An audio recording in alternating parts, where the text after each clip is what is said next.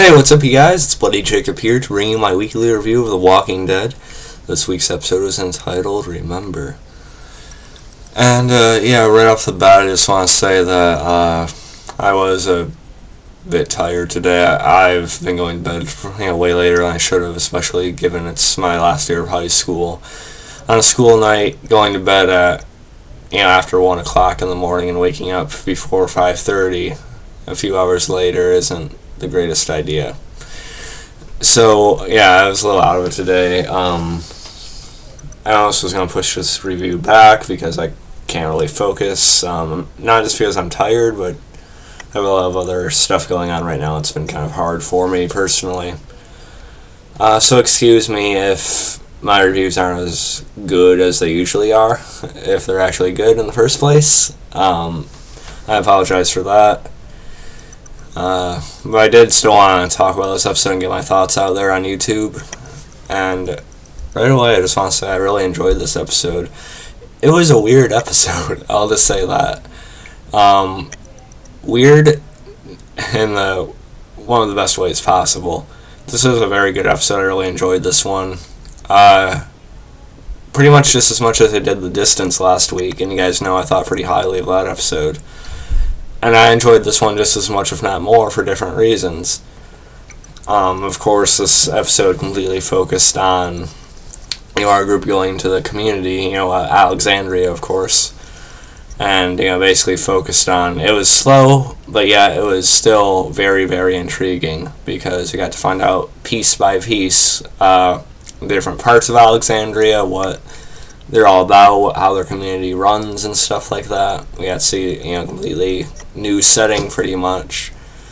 And so really just finding about Alexandria and seeing our characters, our core group characters, individually sort of trying to deal with living a completely different life than they're used to, and sort of trying to reintegrate themselves back into a normal society.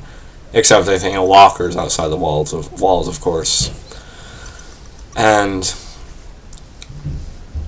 one of the most clever parts of this episode, in my opinion, probably had to be, I guess the presumed leader of Alexandria is Deanna. If I'm pronouncing her name right, I think it's Deanna. Who is actually a version of another character named Douglas from the comic books. And so it's kind of like a female version of him. I'm sure she's a little bit different than he is in the comics, though, in certain slight ways, I think. I haven't read the comic books myself, I just sort of read up about certain things sometimes, just so I can sort of compare it to the show. Sort of how Shane lasted much longer in the TV series, and, how Tyrese's death was completely different in the comic books and stuff like that, and happened way earlier. Things like that, I like to read about. I think it's kind of interesting, even if you just watch the show. But anyway,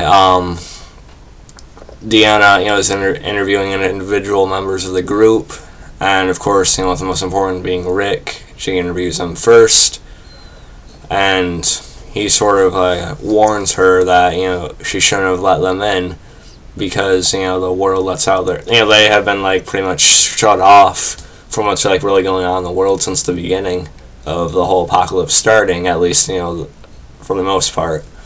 Despite, them sending out, smaller groups to make runs and stuff, supply runs and things like that.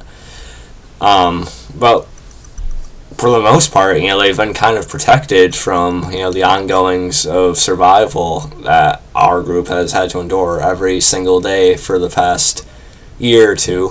I'd like to think it's been a couple years, but some things you look up say it's been less than 2 years, which I'm not sure about, but I don't know. But either way, so they've had to endure less than our group has, obviously.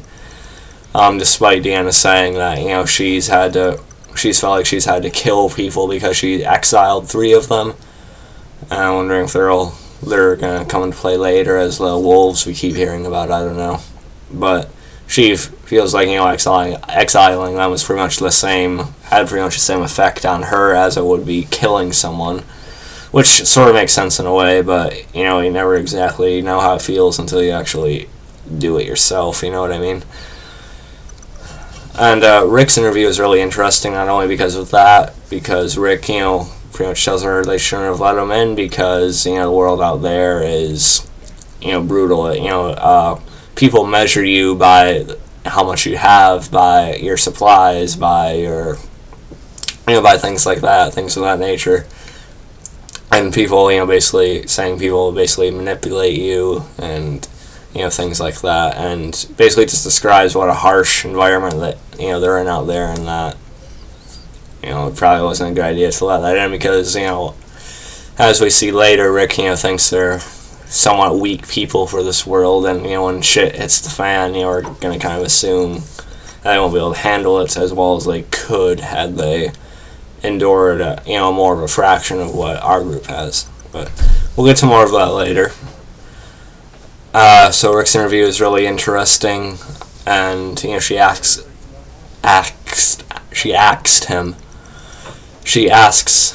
him what he did before the whole thing started, and he doesn't really tell her at first when he says he was a sheriff, and she says she could kind of see that about him.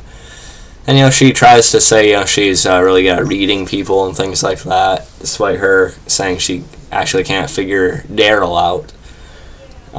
Which, I guess he's kind of a complex dude if you first meet him and stuff like that, of course. And, so she's supposed to be, a good reader of people. And my, initial thoughts on Deanna, I don't really think she's, a female governor or anything like that. She's definitely not Gareth. But I'm sure she'll have some quirks the more we see of her as the episodes go on in Season 5. But she seems like a pretty decent person right now, former politician and things like that. The way she speaks, comes off that way too, so it's pretty accurate to the way, she is acted and portrayed and stuff. Let's see. And of course,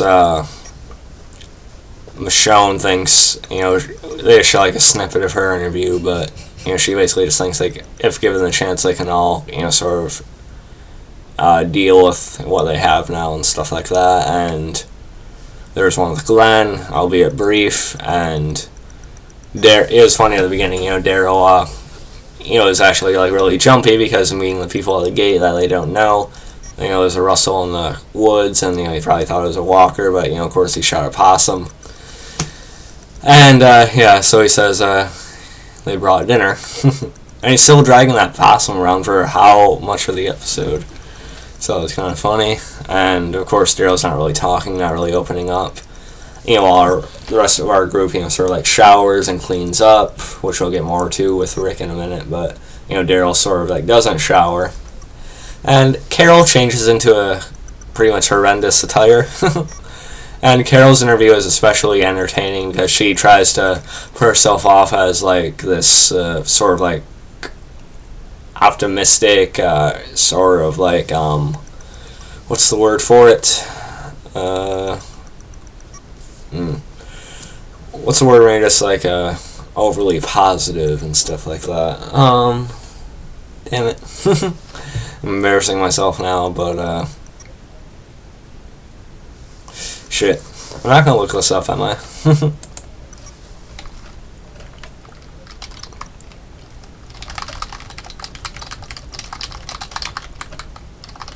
Naive, okay.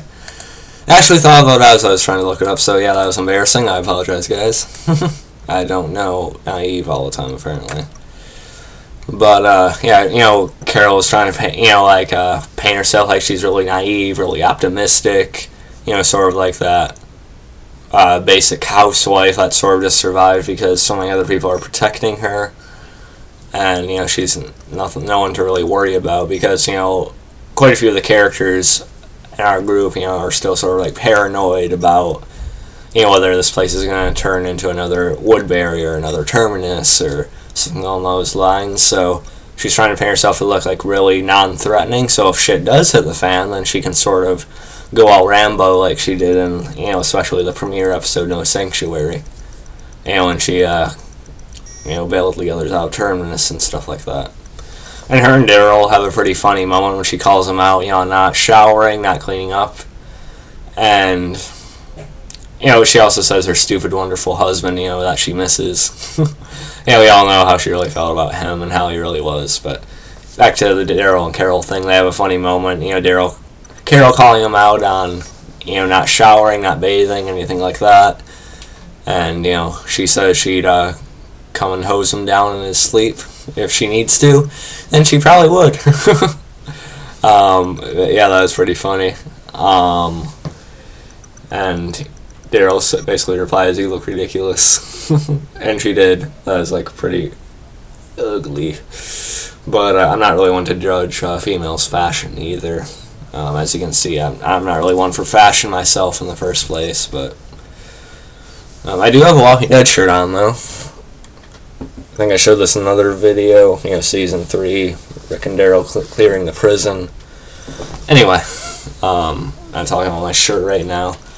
So there was some good good lighter little moments in the episode. And this whole episode itself wasn't overly...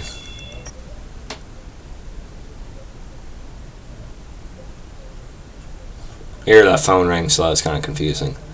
But anyway, this episode wasn't overly dark. It was actually sort of comedic in the way they were introducing all the group members to regular ongoings and stuff like that.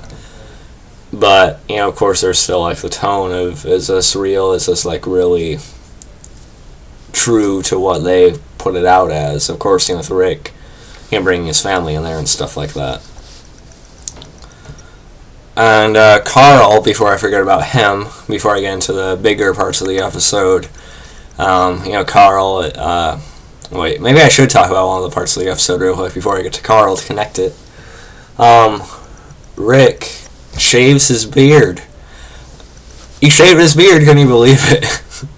The beard is gone. He shaved his beard. He is now completely clean shaven, we haven't really seen him since season 1.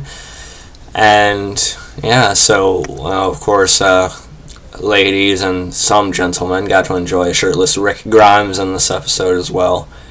And he answers the door shirtless, of course, to a new character who is fairly intriguing right now, named Jesse. And Jesse is, of course, played by American Horror Story famous Alexandria Breckenridge. I remembered her name, I just want to make sure I pronounce it, but Alexandria Breckenridge. I don't watch American Horror Story, but I heard she's quite good on it. I had heard about her casting a while ago, so I knew she's going to have some kind of role on this, and she is playing Jesse. Jesse answers the door. Jesse doesn't answer the door, Jesse's at the door, and she, sort of offers Rick a haircut, with all the laundry and stuff like that. And of course, there's a certain kind of tone to their whole first meeting with each other, since Rick's, shirtless and all that. You gotta get what I'm going for there. And Rick does take the haircut, and they make sort of a small chit chat with each other. And apparently she's a mother, she has 2 kids, and of course Rick talks about his son. And then she asks him about the other parent, but before he said, she's really completes that, he just says, she's not really, she's gone, but she basically figures out that he's a single father right now. And the way they had, I can't remember exactly, but I remember the way they had her phrase that, just really implies what they're going for here. And is Jesse Rick's potential new love interest? Jesse is actually a character in the comics, so if you do want to know what happens to her in the comics, I'm not sure why you would if you're trying to watch the show, but you can look her up. And as far as Jesse possibly being a love interest in the TV series, I'm not sure, because, as you guys know, if you've watched my Walking Dead videos, I'm a huge shipper or supporter of Michonne, which is, the Rick and Michonne couple idea of them together. But in a way, I wouldn't completely mind Jesse and Rick becoming something, because I actually find Jesse to be very likable so far. I really like how Alexandra portrays the character. I like how her acting style in the role. And from what I hear, Jesse in the TV show is supposed to be a bit stronger than Jesse in the comic books. So hopefully, I kind of want Jesse to last for a while, actually. It'd be cool if she turned into like a comic book Andrea, surviving a hell of a lot longer, becoming really physically capable, and, having that huge romantic connection to Rick. But at the same time, I still heavily ship Rick and Michonne, because those two just make so much sense together. They've been well established. So maybe if Jesse unfortunately does die soon, or like within season 5 or season 6, then that'll be like a detour on the road, for Rick and Michonne to be more long term, just like little by little, with just like a little bit of a distraction in between. But so I still think Rick and Michonne could be the long term plan. I really hope so. I just think it would make so much sense. And it was really funny when Michonne actually seen Rick clean shaven, because she wasn't actually around early enough to see him like that before. And so she is sort of entertained by seeing him like that. And so even a moment like that feels like they're trying to plant small seeds, for Rick and Michonne in the future, which I think would be great.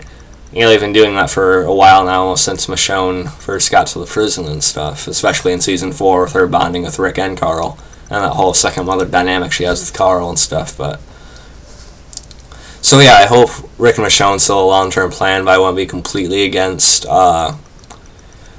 Jesse and Rick being something if it feels natural. But if they just like force it and it doesn't really feel like it makes too much sense, then it's going to be a little bit annoying. And but yeah, if they have it feel natural, okay, but I'd rather just have it be a detour on the road for Michonne, honestly. But if they do make something more out of Jesse's character and have her last for a long, long, long time, if not the whole show, like comic book Andrea, then okay, I might take that, because it would probably start really, being well developed and stuff. But still, as of right now, I'd rather have them either completely ignore the Jesse relationship thing, or not fully do it, or just have it be a bump in the road for Michonne. But I don't know, we'll see. I do like Jesse a lot, though, so I almost want her to live for the whole series, pretty much, because she's just that damn likable to me so far. But we'll see what happens. See, I have conflicting feelings. I want Jesse to live, but I want Michonne and Rick to happen so very badly. But yeah, so all that was good. And again, going back to Carl, who I talked about a little while ago, briefly mentioned, he sort of like arranged to start hanging out with Jesse's children, that she really wanted Rick to have Carl meet. And so Carl meets them, and it's really funny seeing Carl interact with kids, generally his own age. It's just kind of entertaining. And except there's this darker girl, who they say, not like literally darker, but she seems like really quiet and a bit of a loner and stuff too. And the other two kids say, she had gotten there like 3 weeks before him, or not 3 weeks really, but they said she took like 3 weeks to say a word to any of them, really. So, they were like nice enough to tell Carl he didn't really need to talk if he didn't want to. They get it. But it was really cool because Carl gets to play video games again. So that's awesome. Because you remember back in season 4 when they were looking through the houses, he's seen, of course, the chocolate pudding, but he also seen, video games and, stuff like that. So that's kind of, cool for Carl. And, yeah. And it's funny when Rick's first separated from Judith and Michonne, he starts not really Judith and Michonne, Judith and Carl. He starts panicking because of course being out on the road and the forest for so long, the walkers at every turn and stuff. He's gonna be really paranoid whenever he doesn't know where they are all of a sudden. So he starts panicking and running down the streets and things like that. But he actually runs into Jesse, who shows him to the senior, the older members of the community who actually wanted to have a look at the baby because they haven't seen one in years. Pinching Judith's cheeks, of course, and so that was kind of funny. Not funny to see Rick distressed like that, but it kind of makes sense why he would act like that. Psychologically, something like that could probably happen. Yeah, this video is running a little bit long, considering I still want to talk about a few things, but we'll keep going. Also, Glenn had a pretty good role in this episode as well. he, Tara, and let's see, I forget who else is with them.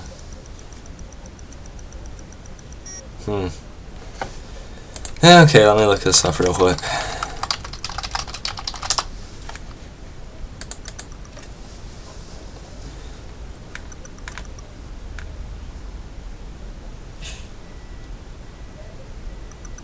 Oh, Noah, okay. But yeah, Glenn, Noah, and Tara are taken out, to go for a supply run or see sort of how they do things by a couple characters named Aiden and Nicholas, or may have been one with them, I'm not sure, I can't remember exactly. But the main focuses were kind of Aiden and Nicholas here. And they sort of show them how they do things. And Aiden just says, whenever I hear the name Aiden, though, I think of Aiden from Being Human, Sam Witwer. But no, this is not him at all. Aiden sort of comes off like a douche. And, he actually says that. I know I sound like a douche and a hard ass, but, you have to listen to what I say and you do what I say out here. Of course I got some wording wrong, but that's, generally what he said. And it turns out they lost 4 people a few weeks back or a little while ago, and they had actually tied the walker up that did that. And of course, Glenn and the rest of them think that's really inhumane and stuff like that, and they should probably just put him down and kill him. And when they get to the tree, they tied the walker again. So of course, the walker had gotten free at some point, of course, and this particular walker's design actually looked a little bit like the one that killed Dale back in season 2 at the Judge, Jury, and Executioner episode. Very similar in design, except maybe a little bit more wounded looking. But the walker, jumps out and he sort of goes after Aiden, but Aiden pretty much tosses the walker into Tara, and so Tara is almost bitten, but thankfully Tara is able to hold it off in time for Glenn to stab it in the head at the same time she does. And so Glenn and the rest of them kind of get pissed at Aiden for the way he's handling that. And when they get back to the camp, Aiden and Glenn are sort of arguing back and forth, and Aiden sort of starts pushing Glenn, and then it's funny.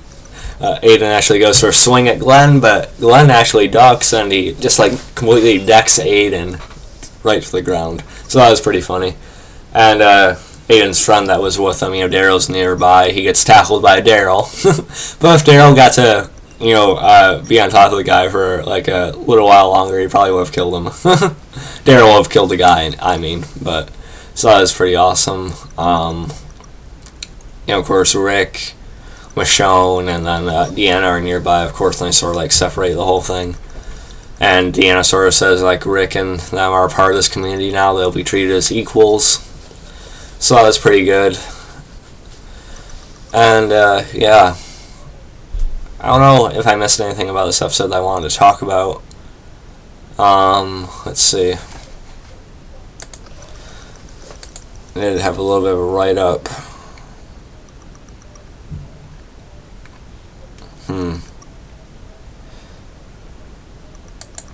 Oh yeah, and there's this little girl, Eden, that I mentioned.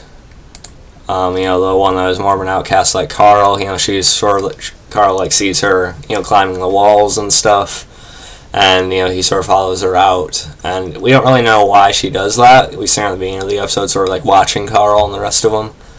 I'm sure we might find out more about why she does that later on in the season.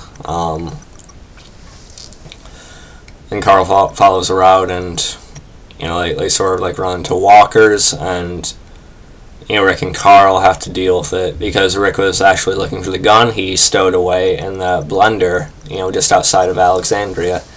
But the gun is missing in the blender, so someone obviously took it. Right now I'm sort of predicting that Eden probably took it when she was wandering around and watching them and stuff like that, but I could be wrong. But it could be bad if anyone else found it, though, especially. But yeah, so that was all good. Rick and Carl have a good few kills together, when they're out there with the walkers. So that was pretty good, seeing father and son sort of fight side by side. apologize for the focus thing going on there. But, let's see. Okay, and Rick and Michonne are given the jobs of being constables, which are, cops, I believe. And so Rick actually gets to be a cop again. And we see him, get into this new uniform. It's, for the most part, black with a tie and stuff like that. So it was weird, yet awesome seeing him in that again.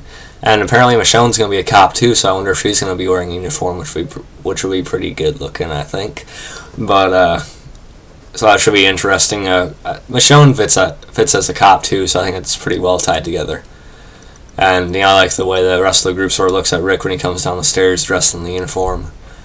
And, Rick's sort of, final, real line on the show is, saying, if these people really are weak like we think, we're gonna take this place for ourselves. If it comes a time when they prove too weak to sort of, take care of themselves, or so weak that they die for, whatever reason they would have to defend themselves from. Even if, Rick's basically saying, even if these people die here, we're gonna try and maintain this area they've preserved here. We're going to kind of make this our own no matter what happens to them. Not that they're going to kill them, but they're going to, sort of keep things going here, despite what happens to the original members. If they're too weak, they're going to die on their own, basically. Whether that's from other survivors that show up and try to ruin this, or, a horde of walkers, we'll see. But yeah, that's pretty much my review for this episode. I'm sure I missed some things, so if you guys feel like reminding me about something, feel free to comment below, and I'll be happy to discuss it with you a little bit. But yeah, so overall, a really good episode. Alexandria looks like it could be a good place, except for the fact that Rick actually meets Jesse's husband, Peter, I think his name is, or Pete. He sees him on a porch or a deck late at night when he's going for a walk. And, we can kind of sense right away he's sort of an abusive, questionable husband, so we'll see something about that soon, I'm sure. And, yeah, so besides Jesse's husband and Aiden and his buddies, the community seems like a pretty good place. But, of course, even if it does turn out to be an overall good place, something's going to come and bring it down, of course. So we'll see what happens with that. I'm really looking forward to see what they do with the rest of the season. Jesse's a really likable character, I think, so far. I'd like her to stick around for a very, very long time. But if that means no Rick and Michonne, then sorry. But, yeah. Anyway, really good episode. I'm curious to see where this is all going to go for the end of the season. And, yeah, I'll catch you guys next time. And, peace. Oh, yeah, and I probably won't be reviewing Vikings from this past Thursday's episode. I'm just, sort of getting kind of overwhelmed by things in my personal life right now. And, I apologize. If you guys really want to see me review Vikings, tell me, and I'll probably try to push for it anyway. But no Vikings review this week. I'm not sure if I'll be reviewing it again. I might review a season 3 finale or something like that, or a big episode. But it's not going to be The Walking Dead where I review it every week. Just thought I'd tell you guys that real quick. But yeah, I'll catch you guys next time for whatever video I make. And peace. I may still be reviewing Better Call Saul, though, so maybe still look for that. And who knows, I could very well change my mind about Vikings, too.